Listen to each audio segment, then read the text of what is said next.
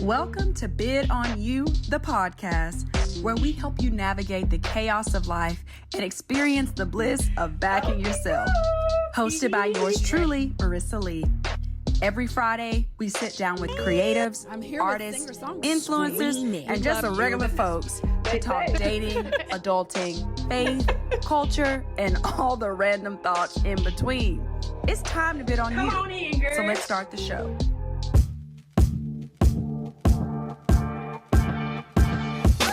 Welcome back to Bid on You. Today, we are joined by one of my oldest, truest, and dearest, honey. I'm hopeful that y'all can see her as well.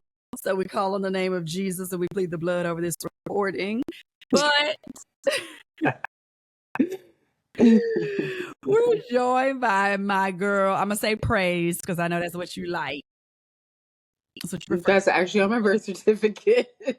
Allegedly. Praise Adjavon Renstrom, the full name. And since she's one of my oldest gals, we talk about pushing up on 20 years. I know we look 13 max, but yeah, believe it or not, I thought it only fair, since we've been friends for so long, that we would chat about being a friend to thyself and treating yourself with compassion. What are your thoughts, questions, comments, concerns? First and foremost, I want to tell you thank you for having me on the pod. I feel so honored.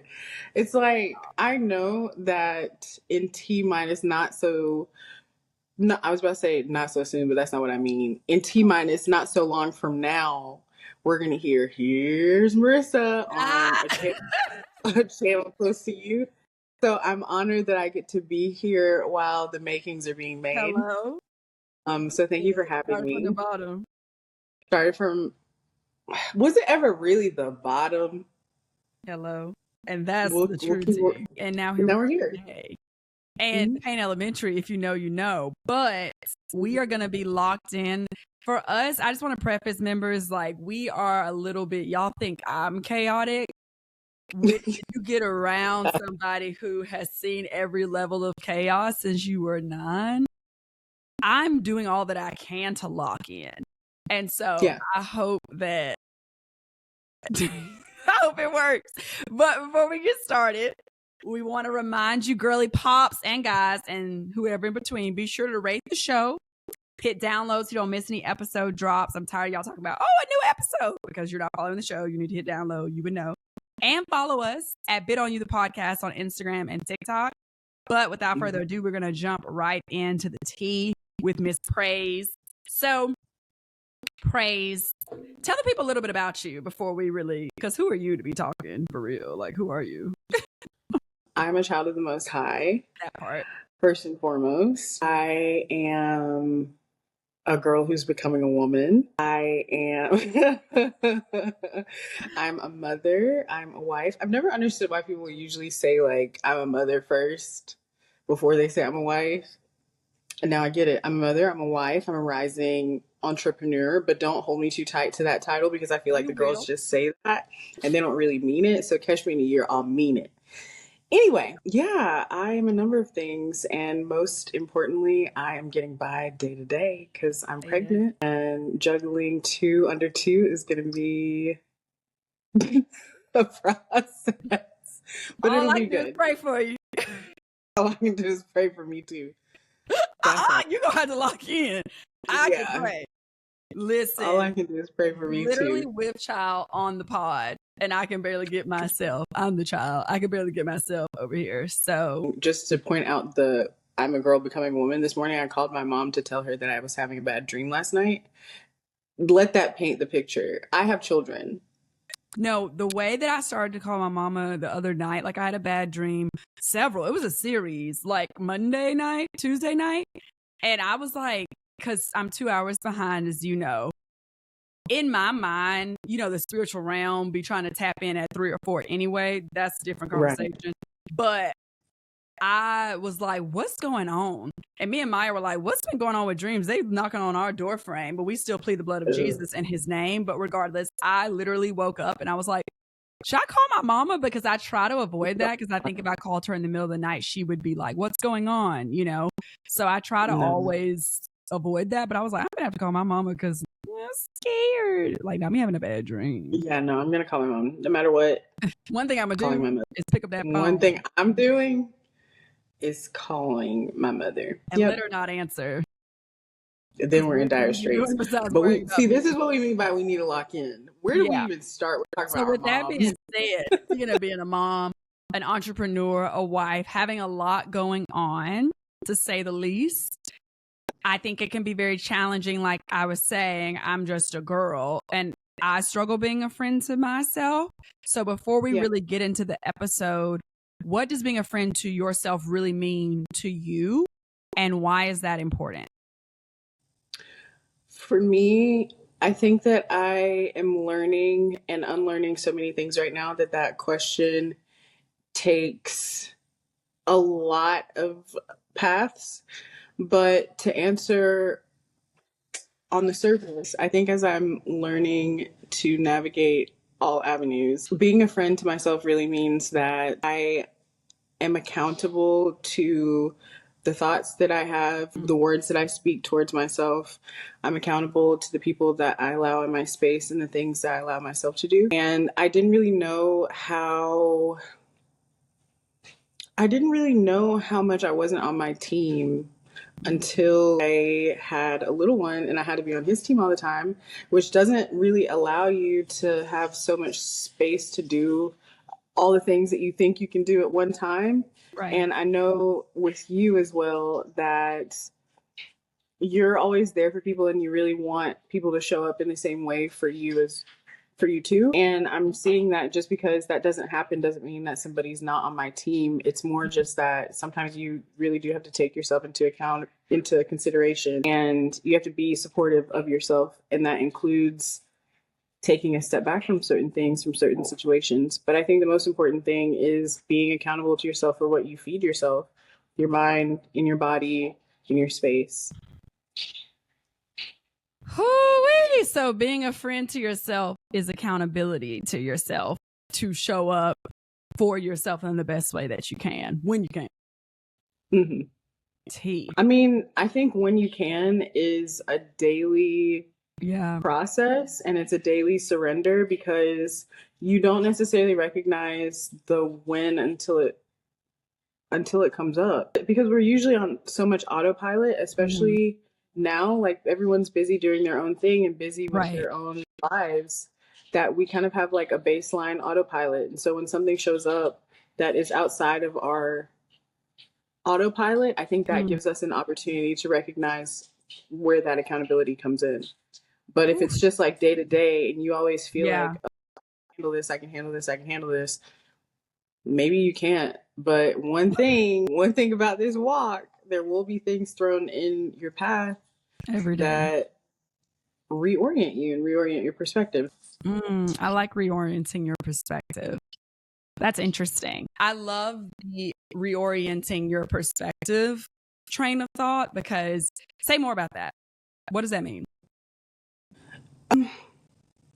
Like I said, girl becoming a woman. I have had my perspective on who I am as a person, what my environment ought to look like, what God ought to be for me, who I ought to be for him, already set for the most part. I mean, obviously there are things that you're learning along the way, right? But for a really long time, it just felt like I got I got to the point finally where I felt like I was comfortable with my perception of the world. And after becoming a mom, and let me preface this by saying, like, I'm a mother is not the entirety of who I am. Like, that's just a part of the extension of me. Hello. But it was a really big one. It was a groundbreaking change in my life. I think everyone would agree. Believe it or not, having a child really shook the table. I know y'all really shook the table. I just thought it was going to wiggle it a touch. Buyer beware. Buyer beware, but also buyer come on over because it's really cute and sweet. But yeah, like I already had heart to David. I already had a perspective of what I felt like life should be. And I was starting to get more settled into who I am or who I felt like I should be as a person. And having a baby was not because of the baby himself, but it was just it was topsy-turvy for a very long time because I didn't know that there were so many parts of me that I relied on for my confidence that weren't really essential parts of my being. I didn't know how many parts of myself were masks that I showed up in the world as in order to feel valued or to feel loved. And now I'm starting to see that my value lies more in who and what God says that I am. And that's honestly a really hard unlearning because I don't want to believe what you say about me. I've already gotten what I've said about me locked in. So I would love for you to get on board. Hello. But it's not that, like, God is really gentle and kind in that he helps us see, like, no, those things that you thought were you and that perspective that you held was really shaped by these things that were wounds. At least for me, it was shaped by these things that were wounds that were like, not as in therapy. I'm on the couch, child. That were bit on me, that were wounds, that were traumatic experiences that made me think that I had to be these certain things. And that's where I shaped my comfort zone. So now my perspective is changing in that I'm not really attached to that identity anymore. It's like a part of me. Certain pieces are a part of me, but it's like I'm being molded into a new individual, and that comes with new thoughts, new ideas, new perceptions. It's a whole new experience, and it's really scary because I don't like change. Facts. I like change when I can prepare for it, but when I choose to change, otherwise, do that.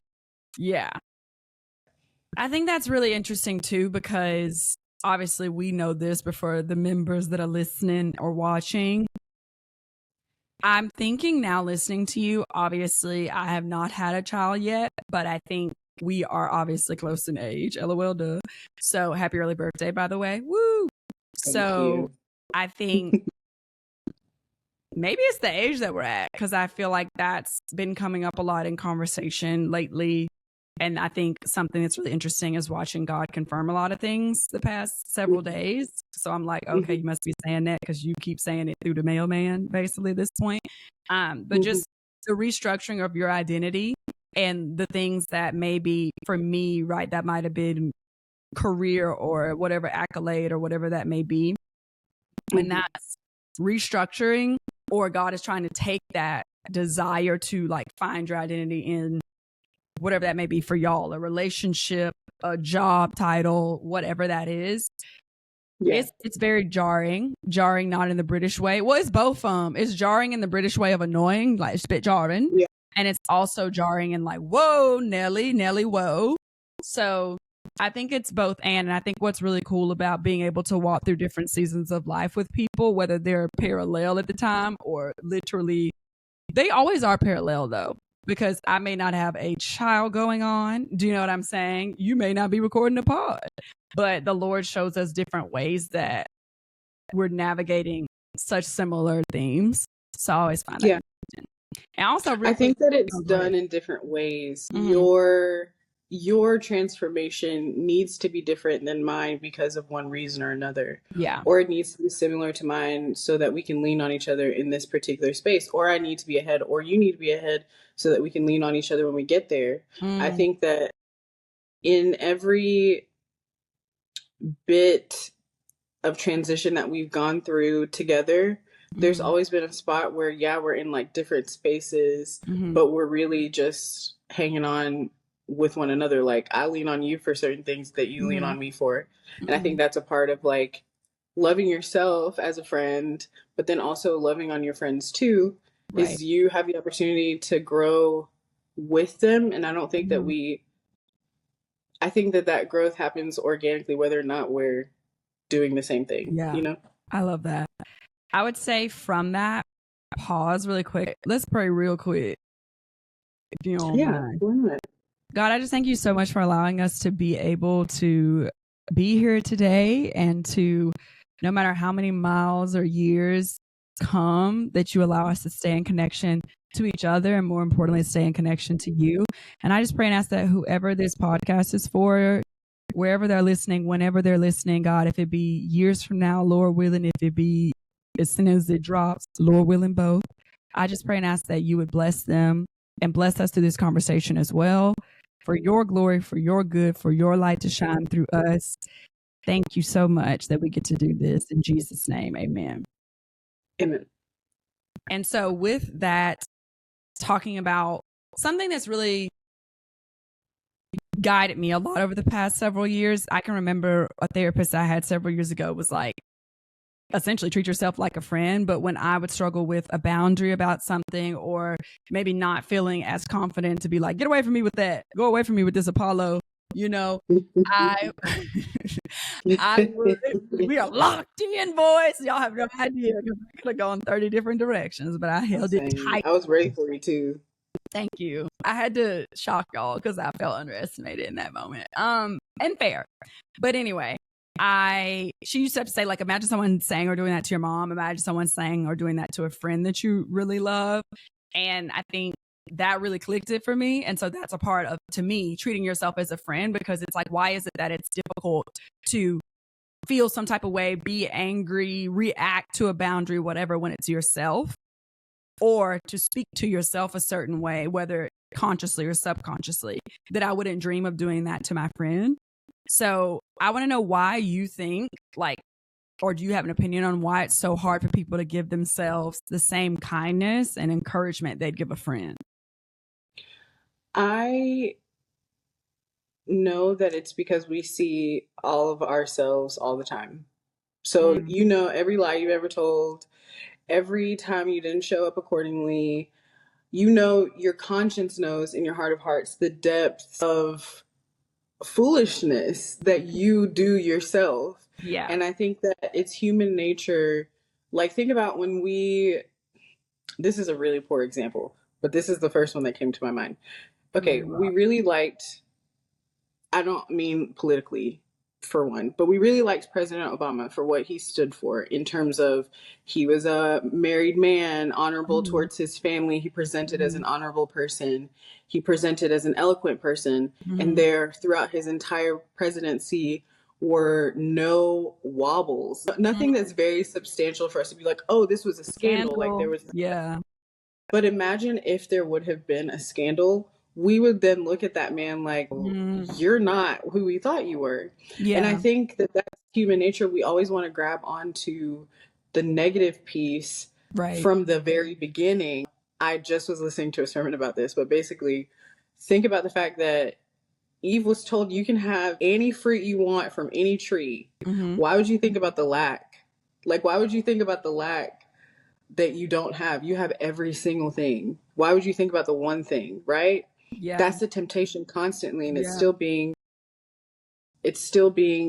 in us today. Right. And so I think that for yourself, you know yourself more than anyone else. And I mean, God knows you more than you know you, but you know yourself. Yeah. And so the peak that you know you can reach, faced with the valley that you know that you're at, you're always judging like the space in between, and how you get to that peak is never linear. And so I think when we see ourselves like reaching somewhere, or we want to be something, we want to do something, we want to change something about ourselves, and we don't quite meet that expectation, it's a lot easier to judge ourselves, because we have every ounce of judgment that we need to have, because we have all the information needed to judge.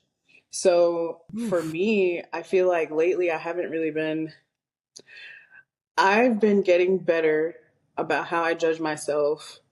One, because of therapy, but two, because I'm seeing that I just got here. I'm literally 7.5.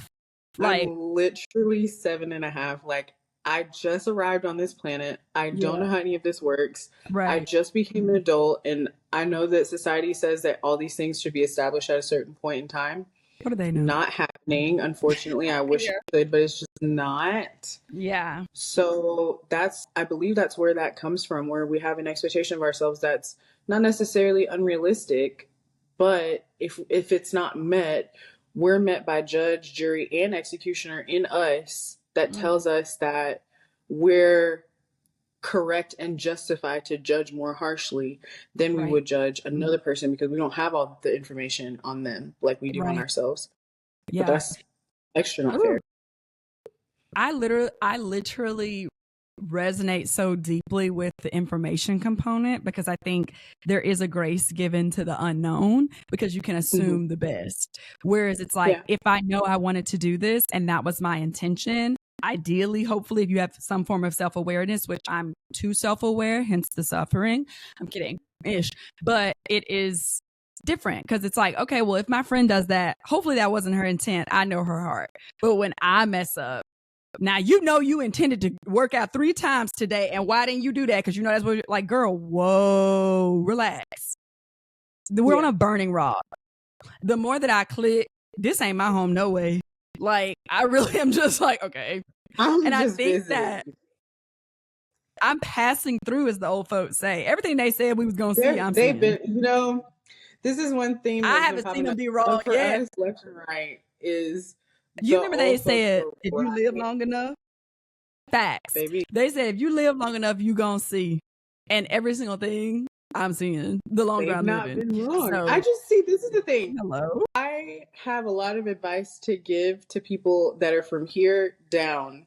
Okay? I'm not taking any now, if advice. you older than 28, 29, 30, we don't know. If you're older, let me know a couple of things. But there's certain things that I need to be told from the elders. Respect your elders. Okay? They've earned their That's how you bag. be a friend to yourself. Open up those ears and listen and learn from wisdom. That's a friendship trait right there. One of these. For a reason. See, they were right. And the thing is, with being harsher on yourself, I think it would be helpful for us to share whether it's something that we do, something we want to aspire to doing, but just how someone can start practicing self-compassion, especially if they're used to being their own worst critic. So that inner critic, that voice that's just, nothing is ever good enough. Why would you do that? OMG, you made a mistake. You don't make mistakes.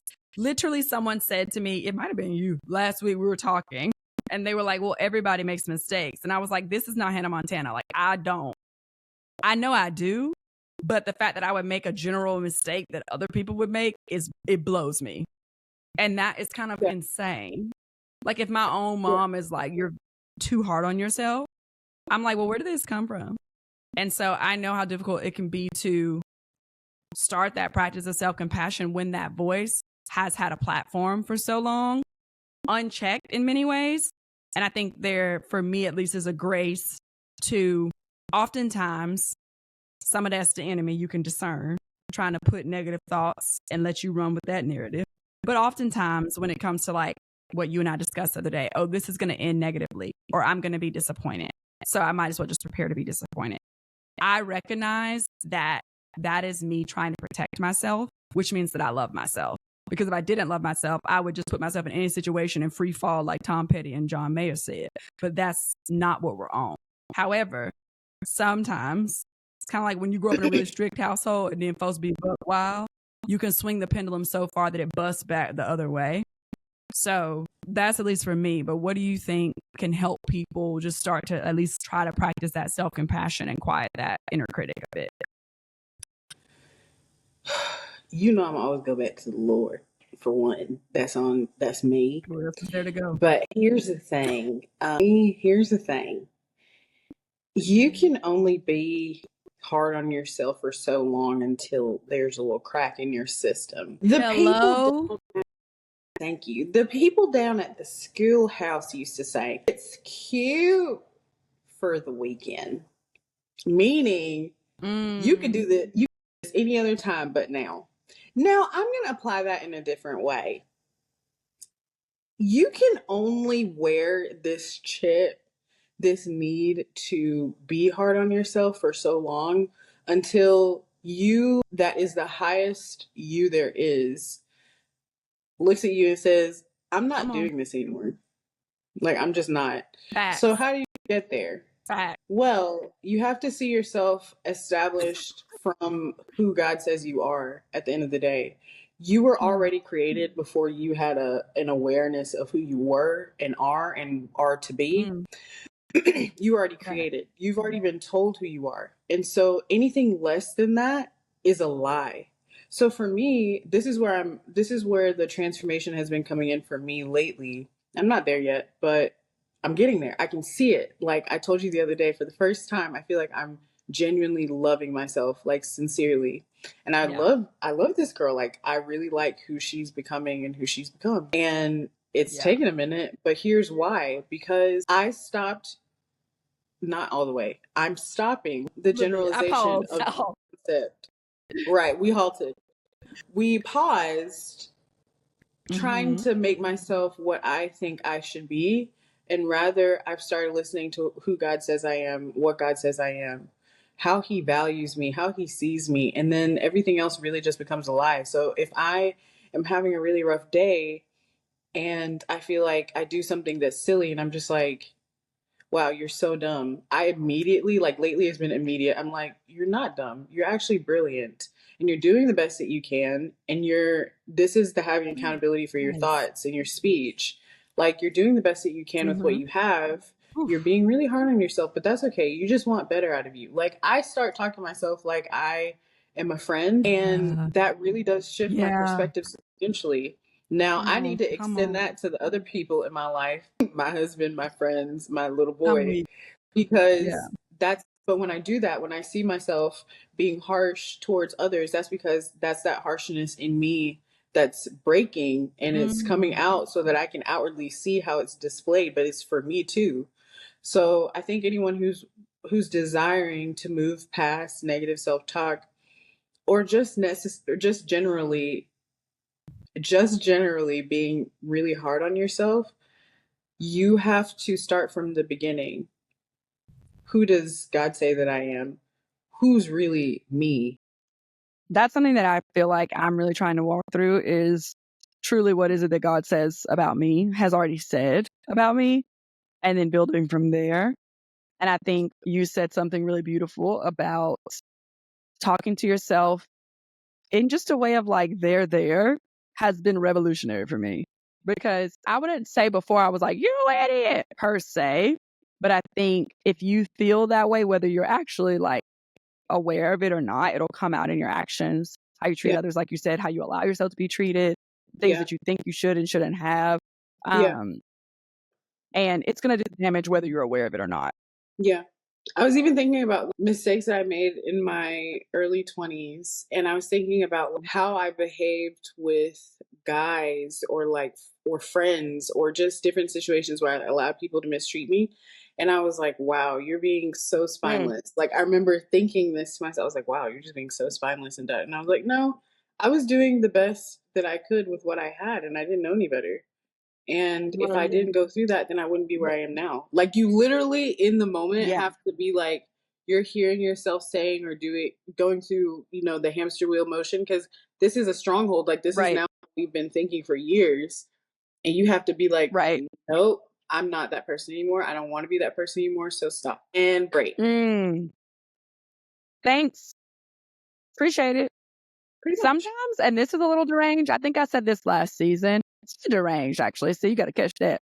But this is interesting because I got to a place where I think you said this earlier, and I definitely think that's the place I'm at in life right now where I can't sustain otherwise.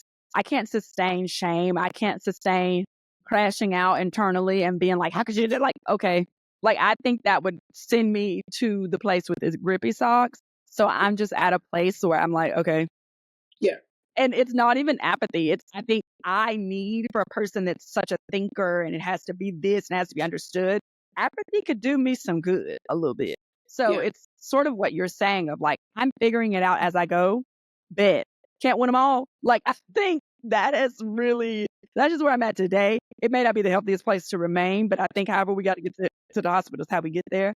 And I think within that, it's setting boundaries with yourself to be able to say, like you're saying, hey, I'm going to do what I can to not self-sabotage. If I catch it, if I feel it, I'm going to call a friend. I'm going to read a book and listen to a podcast. I'm going to ask the Lord what's good. Like I'm going to do those things instead of just letting my mind and the negative thoughts run amok, and the negative self-talk.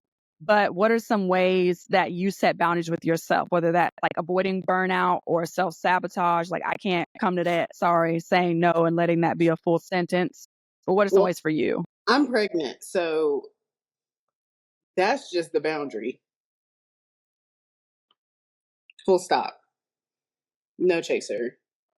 Fell out the screen. That's the boundary. I'm pregnant. I'm very pregnant. So pregnancy has been really beautiful for me in the sense that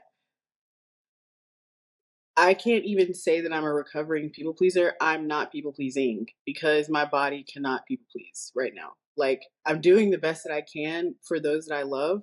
But the reality is, like, as far as I really need to stay here, go here, do this, do that, like, I can't do it all. And I'm not gonna. So I think recognizing before, where I used to be willing to stretch myself for the sake of another person being appeased, it's just not happening because I physically can't do it. But that's good because now I'm not going to do it beyond this physical space. But in terms of how to get there, I think that it's a daily walk and a daily submission to letting go of the outcome. Like, submission is letting go of the outcome, but you really can't hold on to what you think will happen if you say no or if you can't do something or whatever. The anxiety that attempts to plague us is oftentimes self-inflicted. And I think that if you're willing to let go of the, well, what if I don't do X? What if I don't achieve Y? What if I, like, you will be fine. And also, the things that you're desiring to happen will happen in a more gracious way. And that takes time. Like, all these things are not like overnight successes. These are all things that take time and nurturing and love and prayer, child. But like, they take time and they take grace, and that grace is only established and will be established once you make the decision, okay, I don't want to be here anymore and I'm not going to be. And that's the first step. And then once you establish that, you will see the domino effect with yourself, with the closest people around you, and then with the rest of the world. And that's still a daily walk and a daily process. And that's something that God does make a lot more. I feel like that's the pruning. Like, you're being pruned and he makes it more fruitful in the long run because you're seeing, okay, these are things that were really harming me that I didn't even realize were harming me. And for me, I feel like it's just been a daily recognition of, okay, I need to pause here. I need to submit here. I need to let it go here. And all will be well.